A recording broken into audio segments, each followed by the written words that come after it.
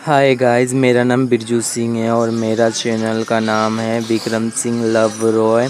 अगर आप लोगों को मेरा वीडियो पसंद आए तो मेरा चैनल को सब्सक्राइब कर दे और बेल आइकन को भी दबा दे और सके तो प्लीज़ लाइक कर दे। अपना भाई का ही चैनल है। ये कहानी जो बताने जा रहा हूँ मैं, ये एक सच्ची कहानी है जो मेरे साथ में हुआ था। नवरात्रि का टाइम था, तब मेरे साथ ये हादसा हुआ था। मेरा स्कूल बंद था तब मेरा स्कूल बंद था और मैं एक पार्ट टाइम जॉब खोज रहा था। नवरात्रि का टाइम था, मैं सोचा चलो पॉकेट मनी निकल जाएगा। तो मैं एक दुकान में मुझे पार्ट टाइम जॉब मिल गया था जो दोपहर 2 बजे से रात 11 बजे तक होता था। तो मैं पहला दिन काम में गया, मुझे बहुत अच्छा लगा, काम भी बहुत अच्छा था। तो मैं एक हफ़्ता काम बहुत अच्छे से कर लिया। उसके बाद गुरुवार का दिन था जब मैं काम गया। मैं दिन भर काम करके रात 10:30 बजे मेरा उस दिन छुट्टी हो गया था। मैं आ रहा था तब रास्ते में मुझे थोड़ा अजीब सा महसूस हुआ। मेरी रोंगटे खड़े हो गए थे और मुझे ऐसा महसूस होने लगा था कि मुझे पीछे से कोई बुला रहा है। जो कि मेरा घर आने का टाइम में रेल ट्रैक पड़ता था सामने और उसी का सामने एक शमशान भी था। तो मुझे थोड़ा अजीब सा महसूस हो रहा था।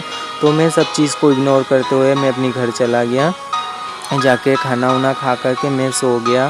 तो उस दिन मेरा तबीयत बहुत ज़्यादा ख़राब लग रहा था। मैंने सोचा कि आज मैं जॉब में ना जाऊं, लेकिन मेरा जो सर था वो फ़ोन करके बता रहा कि आज कस्टमर कुछ ज़्यादा है, तुम्हें आना पड़ेगा। तुम ऐसे 9 दिन के लिए काम पे आए हो, तुम प्लीज़ एब्सेंट मत करो। तो मैंने सर को बोला ठीक है सर, मैं आ जाऊँगा। मैं उस दिन काम में जाता हूँ। तो शुक्रवार का दिन था। तो उस दिन रात में छुट्टी हो गया, करीब 11 बजने में 10-15 मिनट पहले मेरा छुट्टी हो गया। तो मैं अपनी घर की ओर आने लगा था। तो मुझे ऐसा महसूस हुआ कि फिर से मुझे पीछे से कोई बुला रहा था, लेकिन मैं पीछे मुड़ के देखा, कोई नहीं था। और आज थोड़ा देर आने के बाद में जो है सामने में एक बुज़ुर्ग औरत कंबल ओढ़ के बैठा हुआ था। तो मुझे थोड़ा अजीब सा लगा कि इतनी रात को बुजुर्ग औरत यहाँ पे क्यों बैठा हुआ होगा। तो मैं इग्नोर करते हुए चला गया, क्योंकि वहाँ आसपास किसी का घर भी नहीं था और सामने में शमशान भी था। मुझे थोड़ा सा डर लगा। तो मैं अपनी घर की ओर चलने लगा और मेरे घर का ठीक थोड़ा आगे में एक पीपल का पेड़ मिलता है। जाते जाते उस पेड़ के सामने में जब मैं पहुँचा तब मैं देखा कि वो बुजुर्ग औरत फिर वहाँ पे बैठा हुआ है। तो मुझे थोड़ा शौक लगा कि जो औरत मेरा पीछे में था बैठा हुआ, वो अचानक से मेरे सामने पीपल का पेड़ में कैसे आ गया। तो मैं फिर इग्नोर करते हुए अपने घर को चला गया। जा कर के हाथ मुँह धो के हमेशा की जैसा खाना खा के मैं बिस्तर पे आया। तो मुझे ऐसा महसूस हुआ कि मेरे बगल में कोई खड़ा हुआ था। तो मैं अपनी सर घुमा के देखा तो मुझे ऐसा लगा वही बुजुर्ग औरत जो है मेरे बेड का सामने में खड़ा था। तो मैं ज़ोर से चीखा और मम्मी को बुलाया। मम्मी को मैं बताया कि ऐसा ऐसा है, रास्ते में ऐसा ऐसा हुआ था। मुझे लगा कि अभी ये बुजुर्ग औरत यहीं पे खड़ा था। तो मेरा मम्मी को भी थोड़ा ठीक नहीं लगा शायद, तो जो है गंगा का पानी चारों ओर में फेंक दिया और मैं आराम से सो गया।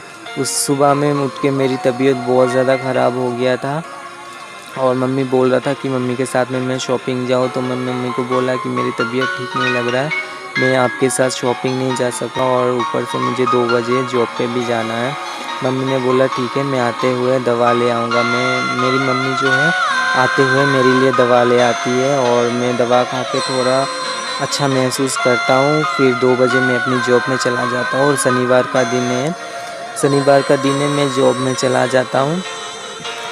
तो मैं दिन भर काम कर लेता हूँ अच्छे से। उस दिन मुझे बहुत अजीब सा महसूस हो रहा था, ऐसा लग रहा था कि मेरा सर घूम रहा है, मुझे चक्कर आ रहे हैं और बार बार मुझे वही बुज़ुर्ग औरत जो है दुकान में आते हुए दिख रहा था।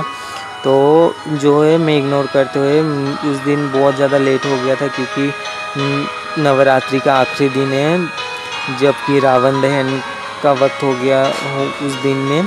जिस दिन रावण को दहन करते हैं वो दिन नवरात्रि का आखिरी दिन माना जाता है।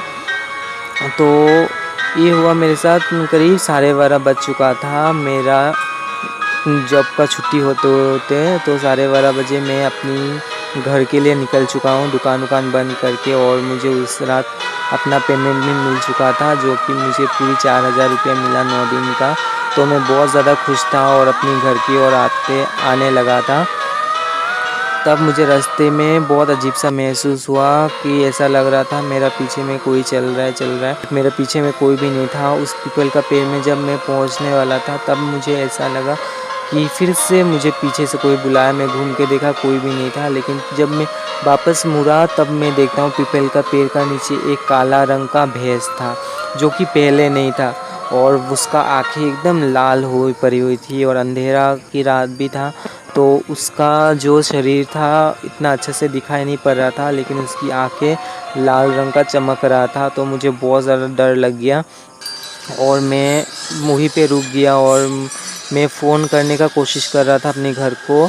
और रात की ठीक 1 बजने वाला था, तो मुझे बहुत ज़्यादा डर लग रहा था। मैं अपनी मम्मी को फ़ोन करने वाला हूँ, लेकिन मेरा नेटवर्क चला गया था और मुझे बहुत ज़्यादा डर लग रहा था और मुझे कुछ समझ में नहीं आ रहा था मैं क्या करूँ। धीरे धीरे वो जो बैल है वो मेरी तरफ ही आने लगा है और मुझे बहुत ज़्यादा डर लग गया। तो मैं दूसरी ओर भागने लगा और शमशान की उस तरफ में चला गया। और शमशान भागते भागते शमशान पार होके थोड़ा आगे में एक कब्रिस्तान मिलता है, तो मुझे बहुत डर लगने लगा। मैं शमशान पार जब हो रहा था मुझे बहुत ज़्यादा डर लगा।